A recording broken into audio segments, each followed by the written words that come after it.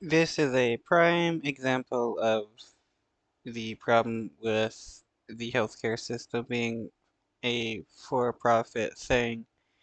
You have here a couple executives who are being charged for being a pill mill, basically. They were incentivizing doctors to prescribe Adderall to pretty much anybody and everybody so that they could make money instead of, properly prescribing this medication to people that actually needed it. This is like with the opioid crisis, where doctors were incentivized to prescribe opioids to pretty much anybody and everybody because they were getting paid by pharmaceutical companies and others to push these drugs onto people. Um, we need definitely a reform in our healthcare system so that we can try to prevent these kinds of situations from happening. And get this, a California-based telehealth company that prescribed Adderall and other stimulants online is now being accused of being a massive pill distributor for patients who were seeking these drugs. And that website, it is called Done. The startup's founder and clinical president have both been arrested. They're now facing federal charges. The Justice Department says they raked in more than $100 million by giving internet users easy access to those medications in exchange for a monthly subscription fee. NBC News correspondent Steve. Honestly, there should probably be a lot more people charged for this drug ring than just the two executives. Like a lot of the doctors that were involved in prescribing the drugs. Stephen Romo joins us now. So, Stephen, how exactly did this scheme, alleged scheme, work? And what about this website?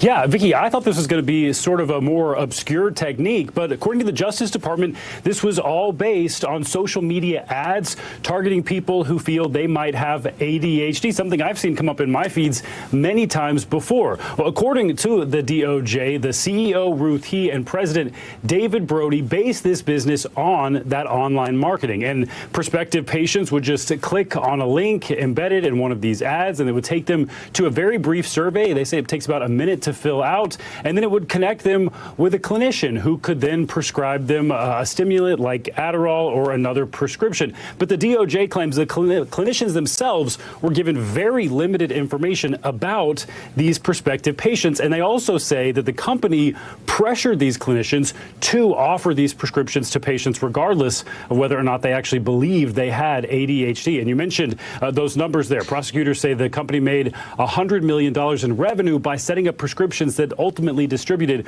more than 40 million pills.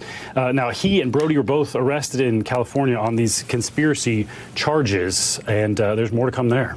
And Stephen, bigger picture here, the CDC is now warning that access to ADHD medication could even be disrupted. Talk about the concerns. Why is that happening?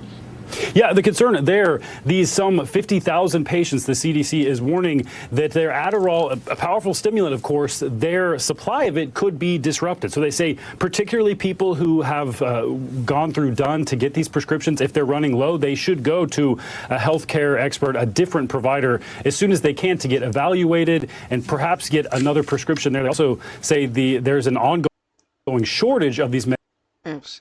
Honestly, people like these executives are some of the worst drug per drug pushers actually, because they don't actually care about the consequences of their actions or the effects of what they're doing, and they're just there looking to use people as much as possible.